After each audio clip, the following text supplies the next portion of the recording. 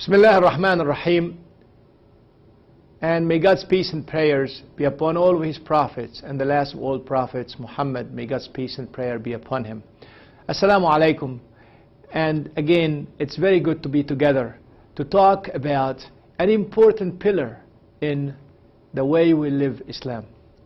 And I call this pillar the final pillar, the pillar of pilgrimage of Hajj. Bismillah ar-Rahman ar-Rahim, in the name of God, most gracious, most merciful.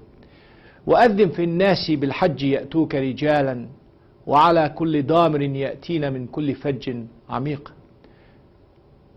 Allah subhanahu wa ta'ala instructs Prophet Muhammad, may God's peace and prayers be upon him, to add another set of instructions to this process of standardization and making the religion of Islam, the way of life, a standardized universal way for all people, and that is pilgrimage. It says, and invite people to go for pilgrimage. يَأْتُوكَ رِجَالًا, they come to you walking on their feet. وَعَلَى كُلِّ ضَامِرٍ يَأْتِينَ مِنْ كُلِّ فَجٍّ عَمِيقٍ, and they use all sorts of transportation means. They come from all over the world, from the corners of the world, for two purposes.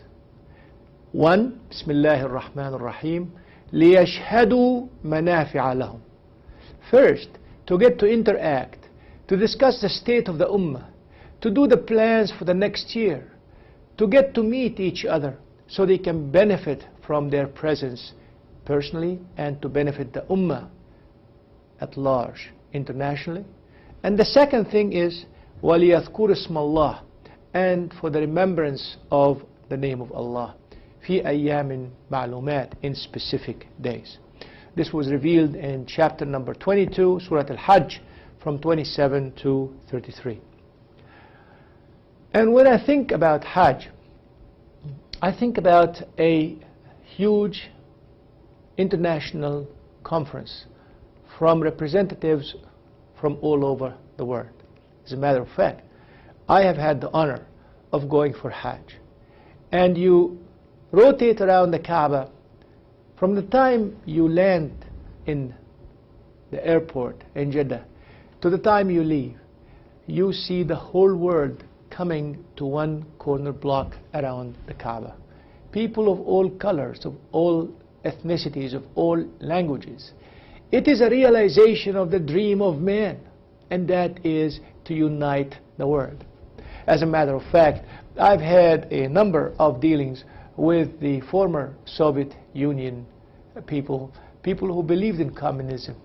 And I used to kid them and tell them that, you know, you got it wrong. You wanted all people to wear the same uniform. You wanted everybody to think alike. You wanted everybody to have a unified system. And why did you have to rediscover the wheel? Why didn't you accept Islam? You would have been better off. You would have been happier. You would have been more prosperous. And what happened has happened.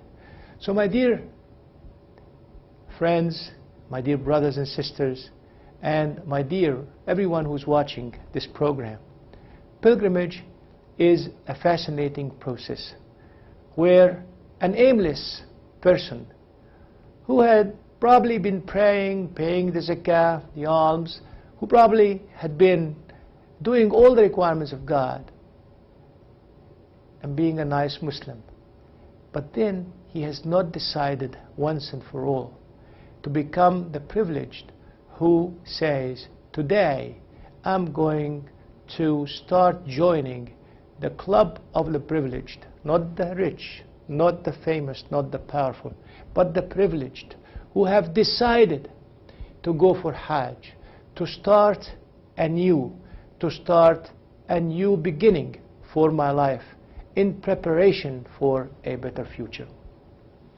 Now, one positive note about Hajj these days that I want to report to you that's very, very happy and optimistic about the future. When I was growing up, I remember when my family went for Hajj, they went for Hajj at a later age. And I'm sure you all know that the average age of the Hajjis used to be 60, 65. Everybody would say, well, now is the time to cleanse all the wrongdoings we have done and get ready to meet Almighty God. Today, the average age of the Haji is about 25 years old. And this is fascinating, because in the past, those who went for Hajj, they went to prepare to meet Almighty God. Today, those who are going for Hajj are the young men and women who are preparing for a future that will eventually, God's willing, change the world to become a better world, to make it a better future, a happier and more just future in this world. I also know, I don't know if you all know this or not, but many of the Muslims from Southeast Asia, especially Malaysia and Indonesia, they get to marry after Hajj. So they go for Hajj, for pilgrimage, and they enjoy the pilgrimage, and at the conclusion they consummate the marriage because they believe it will be a blessed marriage. What a beautiful tradition that they have been doing in these days. So what I'm trying to say is, we have a new momentum amongst the youth that are coming, flocking to the way of Almighty God, performing Hajj. One other point I want to reflect on, and that is the verse we just read. It says, يَأْتُوكَ رِجَالًا, they come on their feet, walking. And people say, oh, people don't walk to Hajj these days. I personally have had the honor of meeting a group from Chechnya that walked all the way from Chechnya to Saudi Arabia to perform Umrah. I had a beautiful conversation with them. And as a matter of fact, because of these communications and traveling across the land, you will find that contacts, communications, and relations are developed along different lines. Most important of completing our faith, and the fifth pillar of Islam, is pilgrimage. It is man's, when I say man, that means male and female evolution towards Allah. We evolve towards Almighty God. It is a remaking of history, and it is done every year such that we never forget history. Remaking of the history of Prophet Abraham, the father of all prophets, tying him through all the chains of prophets, including Moses and Jesus and Prophet Muhammad, into one chain. And every year we go and remember that the Kaaba, the house of God, was built by Abraham and his son Ishmael.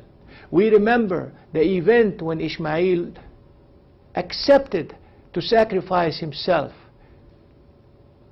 on the Mount of Arafah by his father. And we remember the sacrifice of Ismail himself by a mutton or a lamb. And we actually performed that sacrifice. It is a recreation of history even for the event when Hajar, the wife of Prophet Abraham, was running between Safa and Marwa, between the two mountains, looking for something to eat and feed her son, and something to get her son to drink from. And we drink from the same well that she, Hajar, drank from and got water for her son Ismail. We recreate history by starting the Hajj, by making 2 rak'ahs at the Maqam Ibrahim, or the place of Ibrahim, to really signify the fact that this is a replaying of history, to keep that history alive. And thanks to the way of living according to Islam, thanks to the Holy Quran, thanks to Prophet Muhammad, the last of all prophets, thanks to living by Islam, we are putting life in an historic event that mankind has almost forgotten, to keep this torch of belief, of getting close to Almighty God, as much burning and alive as possible. So it is man's male and female evolution towards Allah, towards God. It is a standardized process and universal amongst all Muslims.